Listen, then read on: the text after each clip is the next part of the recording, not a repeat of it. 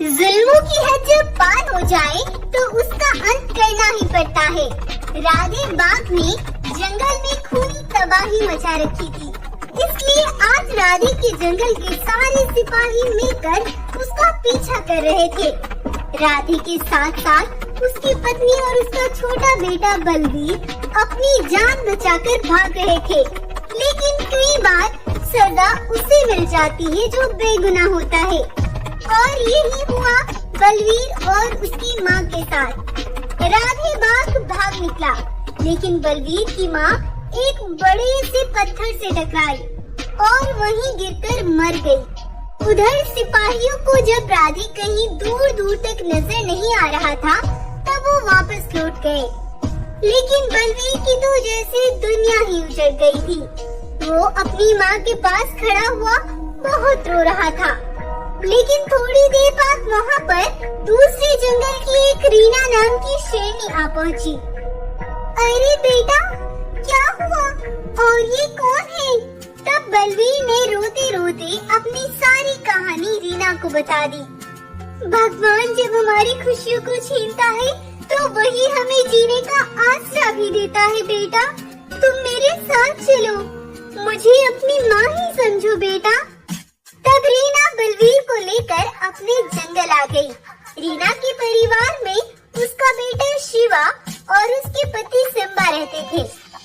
रीना और सिम्बा का जंगल बड़ा खुशहाल था। सिम्बा सालों से हीरे और सोने का व्यापार करता था। सिम्बा ने भी बलवीर को अपना बेटा मान लिया था और वो सभी खुशी खुशी रह रहे थे। ऐसे ही समय कब बीत गया जैसे पता ही नहीं चला और बलवीर और शिवा दोनों जवान हो गए।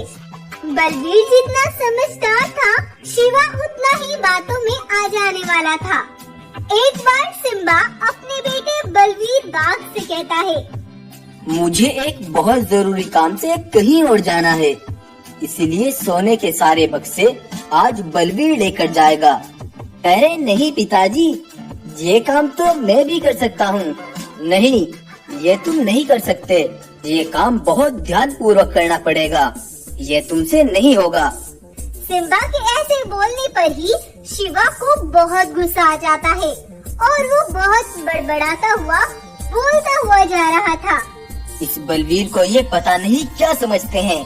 अगर सोने के वो बक्से मैं लेकर जाता तो उनमें से थोड़ा सोना मैं भी रख लेता, लेकिन पिताजी के रहते मैं कभी कुछ हासिल नहीं कर पाऊंगा। सिम्बा जब बोल रहा था तो उसकी ये सारी बातें राधे बाघ ने सुन ली, जो कि बलवीर का पिता मासूमों का खूनी और लुटेरा था। बेटा, मैं तुम्हारी परेशानी समझ सकता हूँ। मैं पास के ही जंगल से आ रहा हूँ कि तुम्हारी ये बातें सुनकर मुझे बहुत अफसोस हुआ, लेकिन तुम वो सब कुछ हासिल कर सकते हो जो तुम चाहते हो।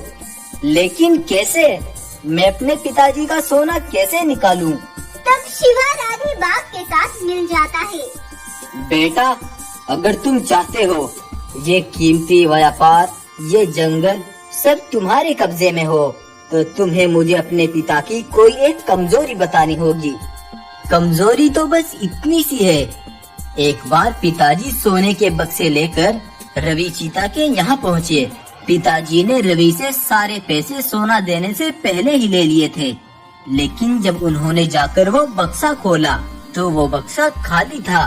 तब रवि चीता ने पिताजी को धमकी दी थी, तुम हमारे साथ धोखा कर रहे हो, इस बार हम तुम्हें छोड़ रहे हैं, लेकिन अगली बार ये धोखा हम बर्दाश्त नहीं करेंगे। और बस मैं यही कुछ जानता हूँ। बस अब समझो तुम माला माल हो गए। तब राधे शिवा को एक प्लान बताता है। इधर सिम्बा बहुत तैयारी के साथ आज ढेर सारे सोने और बहुत सामान लेकर चीता के जंगल के यहाँ बेचने के लिए निकल पड़ा। 2 दिन का सफर तय करने के बाद चीता के जंगल सिम्बा पहुँच गया, लेकिन जब वो सोना देने के लिए बक्सों को खोलता है तो वहाँ कुछ भी नहीं था।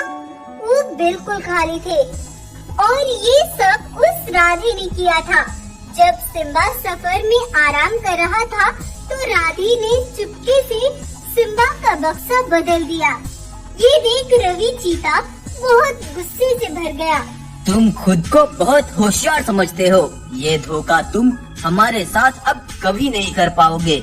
मैं सिर्फ एक मौका देता हूँ, लेकिन वो तुमने गवा दिया। यह कहकर रवि और उसके सिपाहियों ने सिम्बा को जान से मार डाला और राधे वह माल पाकर बहुत खुश था। शेरनी, रीना और बलवीर की तो जैसे दुनिया ही खत्म हो गई थी। फिर कई महीनों के बाद रीना अपने दोनों बेटों को बुलाती है और कहती है, बेटा, तुम्हारे पिता के जाने के बाद सब जैसे बिखर सा गया है, लेकिन जो जानवर हमारे यहाँ काम करते हैं उनकी मजदूरी भी देनी है। इसलिए मैंने सोचा है जो भी सोना और हीरे हमारे पास है वो मैं दूसरे जंगल के राजा के यहाँ जाकर उनका सौदा करूँ। ये सुनते ही शिवा के तो कान खड़े हो गए और रीना शेरनी बहुत से बक्सों के साथ व्यापार करने चल पड़ी। लेकिन थोड़ी दूर जाने पर ही राधे बाघ और शिवा ने उस पर हमला बोल दिया। लेकिन इस बार बक्सों में सोना नहीं, रीना के सिपाही थे। वो राधे और शिवा पर कूद पड़े और सारी सच्चाई रीना के सामने आ गई। दरअसल आज से 2 दिन पहले रवि चीता का एक सिपाही बलवीर के पास आया था। मुझे नहीं लगता सिम्बा महाराज जानबूझकर सोने के बक्से खाली हमारे जंगल लाए थे। ऐसा भी हो सकता है ये सब उनके साथ उनके किसी अपने ने ही किया हो। बलवीर ने ये बात जाकर रीना को बता दी थी।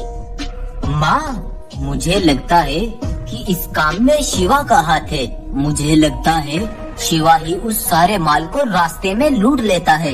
कल तुम यहाँ से सारा सोना लेकर जाना और उसकी खबर शिवा को भी कर देना। अगर ये काम शिवा ही करता है तो वो कल भी ऐसा ही करेगा और कल उसे सोना नहीं बल्कि उसके अंदर सेना मिलेगी। रीना ने सच्चाई जानने के लिए ये सब किया था। रीना के सिपाहियों ने शिवा और राधे को जान से मार डाला। तभी वहाँ पर बलवीर भी आ पहुँचा। ये तो मेरे पिता है। इस दुष्ट की वजह से मैंने अपनी माँ को खोया था और अपने पिता महान योद्धा सिम्बा को भी।